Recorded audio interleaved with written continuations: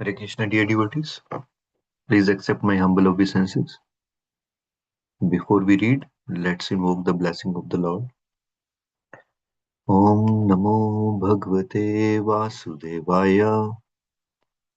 Om Namo Bhagavate Vasudevaya. Om Namo Bhagavate Vasudevaya. Om Ajnanatimirandasya Jnananjanashalakaya Chakshurunmritam Yena Tasmai Shri Gurve Namah वाञ्छाकल्पतरुभ्यश्च कृपासिन्धुभ्येव च पतितानां पावनेभ्यो वैष्णवेभ्यो नमो नमः। ईश्वर परमा कृष्णः सच्चिदानन्दविग्रहः अनादिरादिर्गोविन्दः सर्वकारणकारणम्। जय श्री कृष्ण चैतन्य प्रभु नित्यानंद श्री अद्वैता गदाधर शिवासदि गौर भक्तवृंद। हरे कृष्ण कृष्ण कृष्ण हरे हरे, हरे Ram Ram Ram Hare Hare. So dear devotees, we have been reading from Srimad Bhagavatam, Canto 1, Introduction, Life and Precept of Sri Chaitanya Mahaprabhu. So let's continue reading. On the principle of renounced order of life and discipline, the Lord knew no compromise. Therefore, even though he knew that king was a great devotee, he refused to see the king only because king was a dollar and cent man. By this example, Lord wanted to emphasize the proper behavior for a transcendentalist. A transcendentalist has nothing to do with women and money. He must always refrain from such intimate relation. The king was, however, favored by the Lord by the expert arrangement of the devotees. This means that the beloved devotee of the Lord can favor a neophyte more liberally than the Lord. Pure devotees, therefore, never commit an offense at the feet of another pure devotee. An offense at the lotus feet of the Lord is sometimes excused by the merciful Lord, but an offense at the feet of a devotee is very dangerous for one who actually wants to make progress in devotional service. As long as Lord remained in Puri, thousands of his devotees used to come to see him during Rath Yatra Cart festival of Lord Jagannath, and during the car festival, the washing of Gundicha temple under the direct supervision of the Lord was an important function. The Lord's Congregational Sankirtana movement at Puri was a unique exhibition for the mass of people. That is the way to turn the mass amid towards spiritual realization.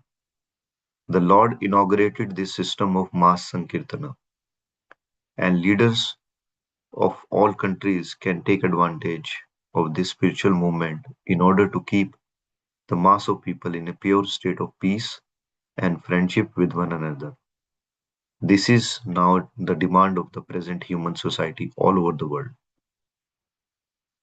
After some time, Lord again started on his tour towards North India. He decided to visit Vrindavana and its neighboring places. He passed through the jungles of Jharkhand, Madhya Bharat, and all the wild animals also joined his Sankirtan movement. The wild tigers, elephant, bears, and deer all together accompanied the Lord, and the Lord accompanied them in Sankirtana.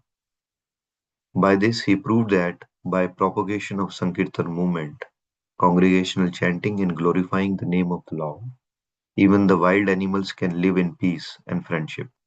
And what to speak of men who are supposed to be civilized? No man in the world will refuse to join the Sankirtan movement, nor is the Lord's Sankirtan movement restricted to any caste, creed, color, or species. Here is the direct evidence of his great mission. He allowed even the wild animals to partake in his great movement. On his way back from Vrindavan, he first came to Prayag. where he met Rupa Goswami along with his younger brother Anupama. Then he came down to Banaras, Varanasi. For 2 months, he instructed Sri Sanatan Goswami in transcendental science. The instruction to Sanatan Goswami is in itself a long narration, and full presentation of narration will not be possible here. The main ideas are given as follows. Sanatan Goswami, formerly known as Sakar Malik, was in the cabinet service of Bengal government under the regime of Nawab Hussain Shah. He decided to join with the Lord and thus retired from the service. On his way back from Vrindavan, when he reached Varanasi, the Lord became the guest of Sri Tapana Mishra and Chandrasekhara, assisted by Maharashtra Brahman. At that time, Varanasi was headed by a great sannyasi of the Mayavada school, named Shripad Prakashananda Saraswati. When Lord was at Varanasi, the people in general became more attracted to Lord Chaitanya Mahaprabhu on account of his mass Sankirtan movement. Wherever he visited, especially the Vishwanath temple, thousands of pilgrims would follow him.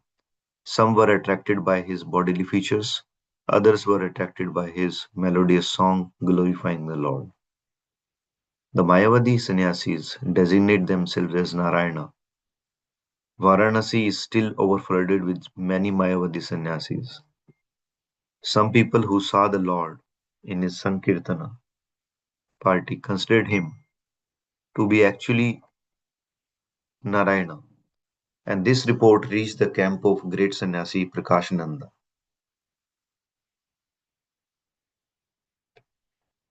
In India, there is always a kind of spiritual rivalry between Mayavada and Bhagavata school.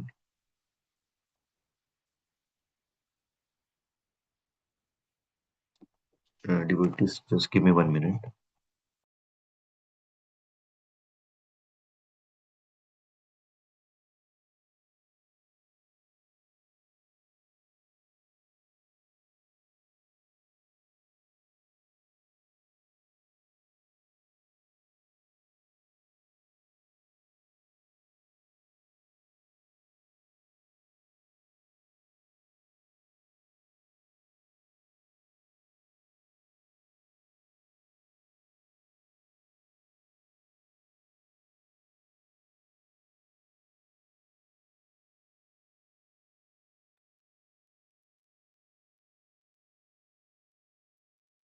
Mayavadi sannyasis designate themselves as Narayana.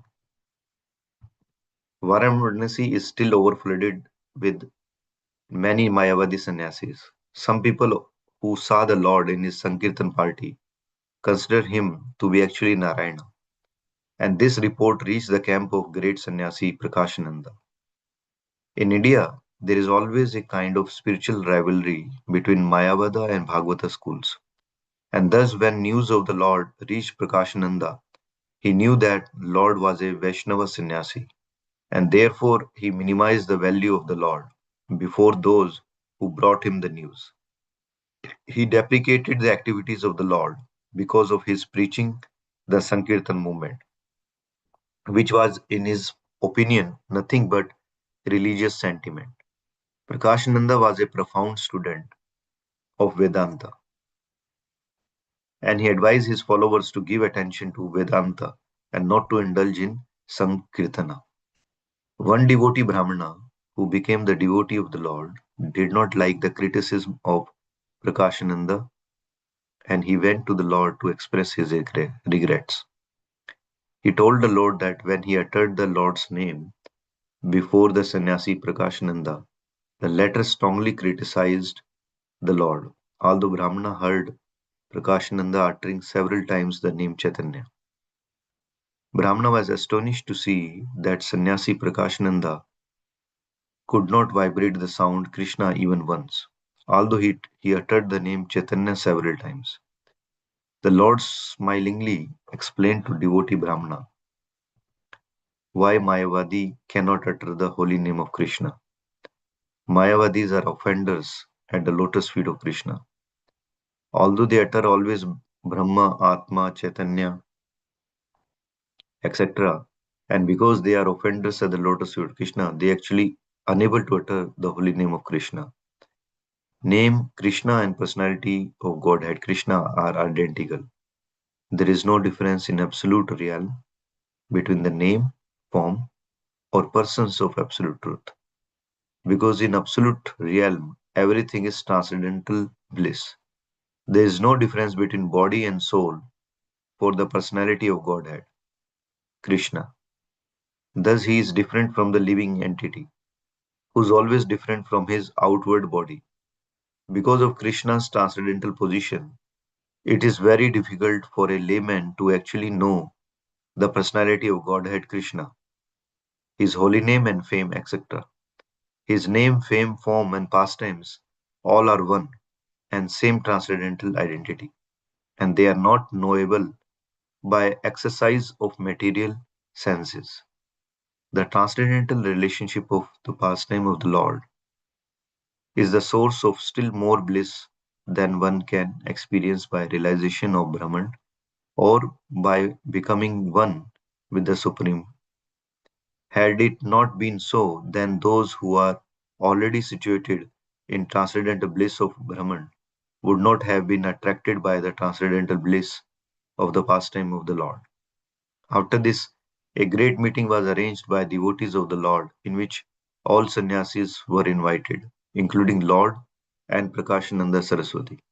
In this meeting, both scholars, the Lord and the Prakashananda, had a long discourse on the spiritual values of the Sankirtan movement, and a summary is given below. The great Mayavada sannyasi Prakashananda inquired from the Lord as to the reason for his preferring the Sankirtan movement to the study of Vedanta Sutra. Prakashananda said that it is duty of sannyasi to read Vedanta Sutra. What caused the Lord to indulge in Sankirtana? After this inquiry, Lord submissively replied, I have taken to Sankirtan movement instead of study of Vedanta because I am a great fool. The Lord thus represented himself as one of the numberless fools of this age who are absolutely incapable of studying the Vedanta philosophy. The fool's indulgence in the study of Vedanta has caused so much havoc in society. The Lord continued, and because I am a great fool, my spiritual master forbade me to play with Vedanta philosophy. He said it is better that I chant the holy name of the Lord, for that would deliver me from material bondage. In this age of Kali, there is no other religion but the glorification of the Lord by utterance of His holy name. And that is the injunction of all revealed scripture. And my spiritual master has taught me one shloka from Brahan Naradiya Purana. Hare Ram, Hare Nam, Eva Kevalam, Kalau Eva Nasti, Eva Gatiranyatha. So, on the order of my spiritual master, I chant the holy name of Hari, and am now mad after this holy name. Whenever I utter the holy name, I forget myself completely, and sometimes laugh, cry, and dance like a madman. I thought that I had actually gone mad by this process of chanting. Therefore, I asked my spiritual master about it. He informed me that this was the real effect of chanting the holy name, which produces a transcendental emotion that is rare manifestation. It is the sign of love of God, which is ultimate end of life. Love of God is transcendental to liberation, mukti. Thus, it is called fifth stage of spiritual realization, above the stage of liberation. By chanting the holy name of Krishna, one attains the stage of love of God. And it was good that, fortunately, I was favored with the blessing. So, dear devotees, we'll stop here. And now we'll read Srila Prabhupada Lilamrita, Srimad Bhagavatam ki jai, Srila Vyasadev ki jai, Srila Prabhupada ki jai. So we have been reading Srila Prabhupada Lilamrita, Srila Prabhupada ki jai, His Holiness Sir Sarugdas Goswami Maharaj ki jai. So volume 6, chapter 3, Preaching to America part 2, and now Srila Prabhupada in Dallas. Dallas, July 28th, 1975. Swami, why are you here? Asked a reporter at Dallas Fort Worth Airport. This is my home, said Srila Prabhupada. The reply delighted his disciples. I have got so many children, grandchildren, so I have come to see them. Srila Prabhupada had written about Dallas Gurukula in his commentary on the Srimad Bhagavatam. The Krishna conscious movement he had written was a training a new generation of Vaishnavas in its own school in Dallas, Texas. More than 100 boys and girls were now enrolled, and Srila Prabhupada liked to visit here whenever he toured the United States. Here in other ISKCON projects in the US, he involved himself little in the management, but he visited making himself available to teachers who were always ready with questions.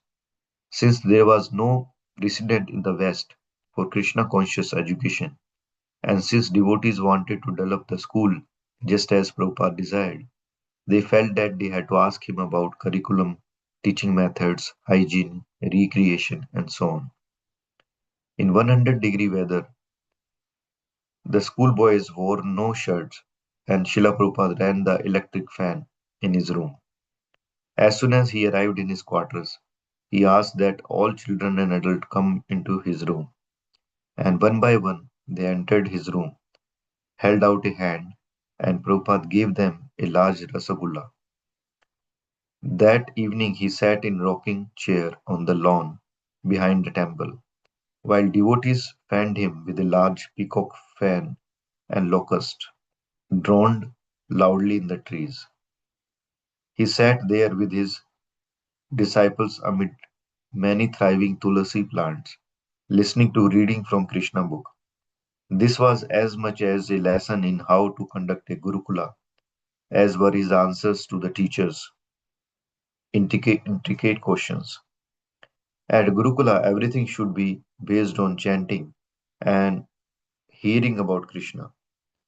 Ramananda Swami was reading about Krishna's rescuing his beloved Rukmani when suddenly Srila Prabhupada interrupted and said that when they had been escaping on Krishna's chariot, another princess had been attacking. Rukmani had taken the reins and had driven the chariot. Krishna had then taken his bow and arrows and had defeated his opponents. The devotees were amazed. Many of them were keen students of Krishna book, and now and nowhere was that particular detail mentioned. Never before had any of them heard of Rukmini's taking reins, nor had they ever thought of her in that way. But Prabhupada assured them that she had fearlessly driven Krishna's chariot during the fight. While Prabhupada was speaking, Dayananda, the Gurukula headmaster, stretched out his leg to find a more comfortable position, and Prabhupada turned to him and said sternly, do not put your feet near Tulasi. She is a pure devotee.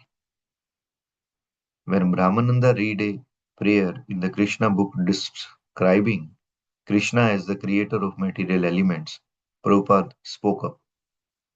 If we do not accept that Krishna made the sky, he challenged, then who made it? The blue of Texas sky was now fading into twilight, and guests and devotees alike looked up that sky and then back to Prabhupada. According to Bhagavad Gita, Srila Prabhupada said, Krishna made the sky. Bhumi apo analo vayu kham. So we should study like this. Aham sarvasya prabhu. The sky is the greatest material thing, but he created it. In this way, study Krishna. Not just studying Krishna with the gopis, then you will misunderstand. But the more you understand Krishna, the more you will become his staunch follower. Unauthorized persons never paint Krishna creating the sky. They always want to see Krishna dancing with the gopis. And in this way, they try to support their own lusty activities. Two Dallas newspapers had covered Prabhupada's arrival. The Dallas Times Herald printed a photo of Srila Prabhupada seated and garlanded with roses, his right hand raised, his index finger extended, instructing. Barefoot Swami draws admiring Krishna crowd, the headline read. Aside from claiming that Srila Prabhupada was barefoot, actually he had worn shoes but had removed them when sitting cross legged. The article pointed out a controversy around Krishna's devotees in Dallas. The article cited ISKCON's injunction against officials of the Dallas Fort Worth airport, who had forbidden them to distribute literature and take donations. On hearing the article, Srila Prabhupada had commented, "This is good literature. It should be encouraged. By reading it, people would become sane and they would understand their constitutional position. Otherwise, people would go on being perturbed by crime and wondering what to do." Srila Prabhupada was particularly interested in the newspaper's version of his reply to the question about Indian politics. The Swami replied that Mrs. Gandhi is inclined to some spiritual understanding, and if she fully develops it, the situation will improve. Democracy is not much beneficial if its leader have no spiritual value. Mahatma Gandhi was practically a dictator, but he was a man of high moral character, so people accepted him. Dictatorship can be good, provided the dictator is spiritually developed. Srila Prabhupada was reportedly being asked about Indira Gandhi. The US government was critical of her newly instituted emergency rule, and particularly in Chicago, the reporters had tried to construe Prabhupada's comments about women as criticism of Prime Minister Gandhi. Both in Chicago and Dallas, Srila Prabhupada has stressed that he was not much concerned with politics, although he indicated that politics were useless without Krishna. Eager to keep good relation with the Indian government, Prabhupada did not like to speak publicly against India's leaders. He had often expressed a desire to meet with the Prime Minister to assure her of good work that Krishna conscious movement was doing for the benefit of India and the whole world, and to request her assistance. In India, visas had always been a problem for the devotees. They had to continually leave the country and their service to renew their visas and then re-enter at great cost. Now, some devotees, especially in Mayapur area, were being asked to leave the country because of America's stance against Indira Gandhi's political actions. Recently, Prabhupada had received word from devotees in Delhi that they were trying to arrange such a meeting, so he liked the favorable statement on Indira Gandhi in Dallas Times Herald and asked them that the article be saved. While walking near White Rock Lake the morning he was to leave for New Orleans, Srila Prabhupada dropped behind the main group of devotees and said to his servant, "I am not feeling well." The new sannyasis close by pressed in near him with concern. "Yesterday also," he added. "Is it due to heat, Srila Prabhupada?" "I don't know why, but now I am feeling headache and some spasm." "Should we cancel the trip this morning?" Srila Prabhupada did not answer. He admitted, however, the heat may have weakened his digestion. When asked if food was to his liking, he replied, "Not very all right. Constantly change of hand is not good." Brahmananda Swami suggested that another difficulty for health was the constant flying. But when he again suggested postponing the flight to New Orleans, Srila Prabhupada said, "No, no, no." Continued forward. July 31st. The weather was stormy en route to New Orleans. Srila Prabhupada is in first class section with Upendra, was looking out the window when the fasten your seatbelt announcement came, just 10 minutes before the scheduled landing. Suddenly the plane dropped violently. Passengers screamed and clutched their armrests, bracing themselves.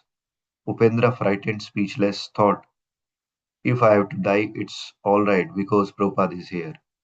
The downward plunge stopped abruptly, but the plane began to lurch and roll, tossed by turbulent air currents.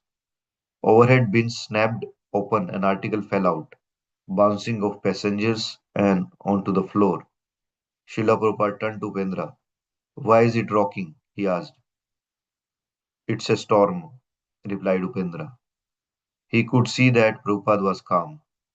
His expression was one of the irritation, like over some minor incident, as when his lunch would be served late. In wind and downpour, the pilot finally touched the wheels onto the runway, landing without mishap. A sigh rose from the passengers, then cheering and applause.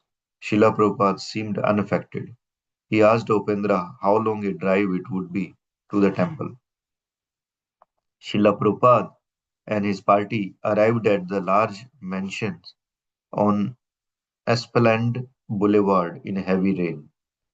Nityananda, the New Orleans temple president, having been given 2 weeks' notice of Prabhupada's visit, had hurriedly repainted and re-edited all the buildings, both here and at Mississippi Farm.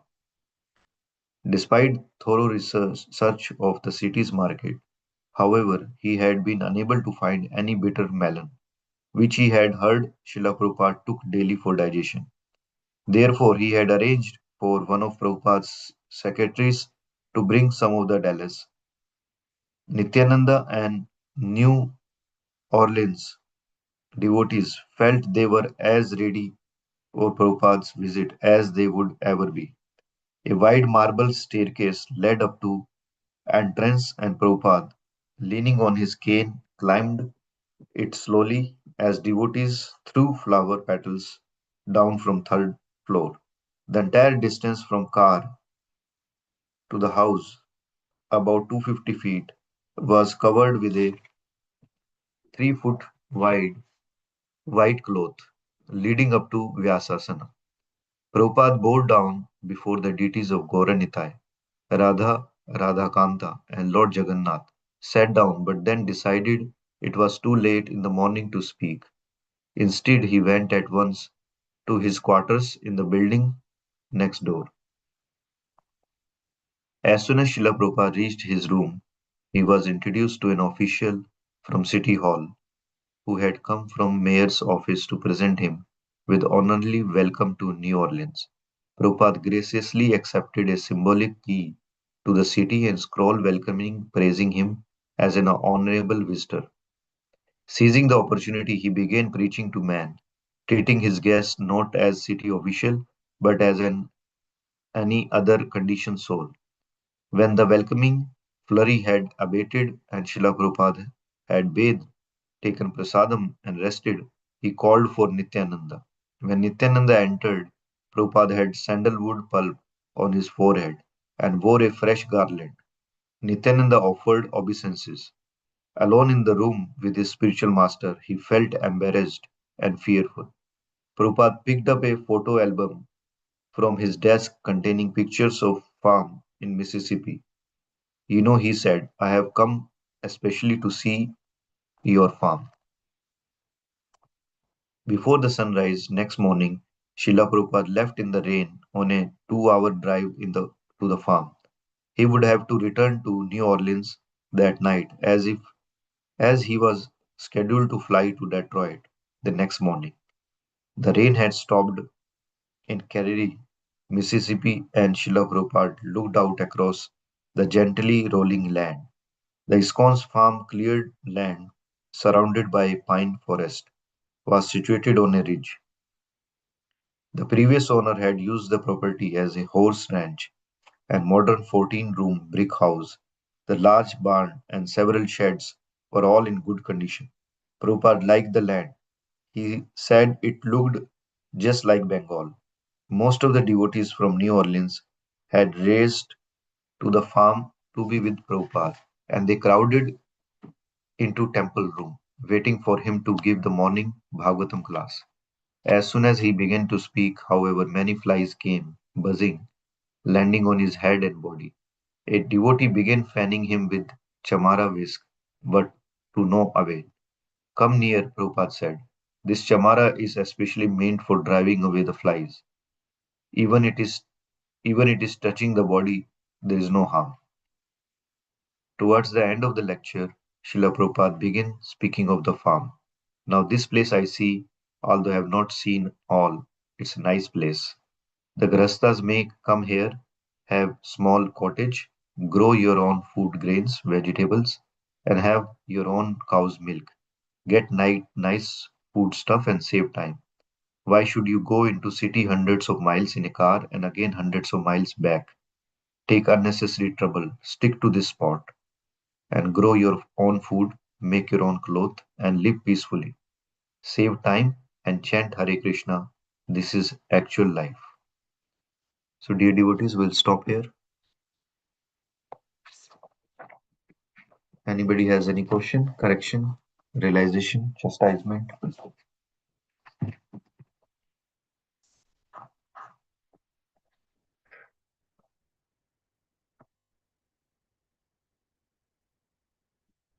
Okay, so there is no question. We'll stop. वाञ्छकल्पतरुभ्यश्च कृपा सिन्धुभ्येव च पतितानां पावनेभ्यो वैष्णवेभ्यो नमो नमः Anand Koti Vaishnav ki jai. So dear devotees, please forgive me if I have not read properly. So now